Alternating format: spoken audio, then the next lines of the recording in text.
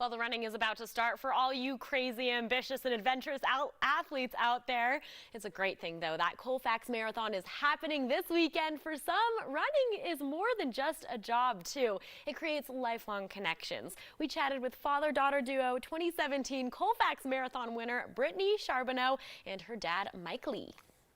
Brittany, you've run at least 15 marathons, which is so impressive, but that 2017 race is a special one for you. Why is that?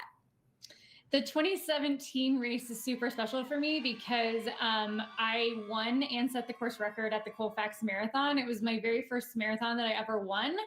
And it was so special because it was right here in Denver. I'm a born and raised native as well as my dad. And so to do that here in Denver, and then that was just a special day because that was the first race that it kind of put in my mind, wow, if I actually train for something really hard and set that goal, I can achieve it. And so that kind of then started to snowball the rest of my running career. So Colfax 2017 holds a special place for me. I think that's so huge, and that's such a great motivational, point that you make because, it's a great thing to think, hey, if I try really hard, I can succeed. And Dad, I'm sure you're very proud. And this year, actually, your dad is making his Colfax Marathon running debut with you. Yeah. Partnership happened. You got to tell us about this. This is amazing. Well, it's a half. It's a half marathon. It doesn't mean it's half as important. But yeah, my dad, I don't know why that started, why you decided that you wanted to run a half. So my dad is 74. He doesn't look it. And he has wanted to run a half marathon before he turned 75. I don't remember why you decided that. Well, that was the second time I ran the Fortitude in Fort Collins, which is the 10K equivalent to the Boulder. And her husband, as soon as I finished, I felt good. My legs were good and everything else. And I just said, I'm going to do a half before I turn 75. And so everybody goes, well, let's try it. And then Britt she laid out a whole training package for me. And I've been trying to stick to it. And I feel pretty good. I'm ready to go.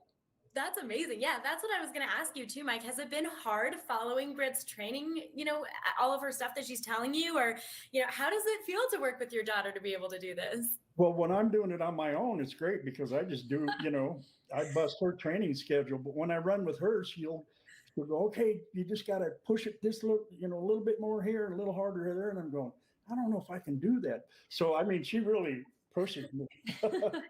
That's great. Sounds like you kick his butt. I love it. So you guys, potential. Yeah. See, that's all that matters. You just push him to meet that full potential. And you guys also do something like kind of quirky, which is great. We have pictures of this. Tell us about these change jars. Mm-hmm. So we have this really separate habit. We both do this on our own runs, but we each pick up change on all of our runs. So we go around and we hit car washes and parking lots and then just running on the streets. And we pick up change every run. And then we each have our own change jar at home that's specifically for the change that we find on our runs. It can't be like later in the day, I found this penny at Target. No, it has to be specifically on the run. That's where we found it.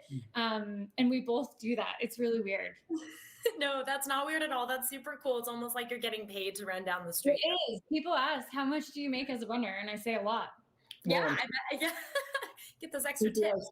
Me, they say, what, so you ran this one leg, but what did it look like? Was the scenery nice? I said, I don't know. I just look at the ground. Yeah, me too. Well, I have to say too, Britt, you're kind of known as the funny runner. You had a dream of being on SNL? Yeah, I did. I quit my job in 2017. So right after Colfax, I was also performing and teaching at a local theater here in Denver. And I decided I was on the season finale of this local show called Denver's Next Improv Star. And I decided that I was, I won Colfax and I was runner up on this show. I think I should quit my job and pursue both dreams full time because I had big dreams of being an Olympian and on SNL. So needless to say, that's taken a little bit of a backseat as training has ramped up. But maybe one day my running career will let me host SNL.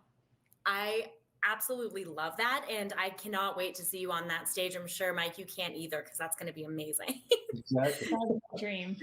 So great. Well, to wrap things up here, guys, Britt, this weekend isn't the last we're seeing of you two in the running world. You did compete in the Tokyo Olympic trials. So is there another Summer Olympics in your future?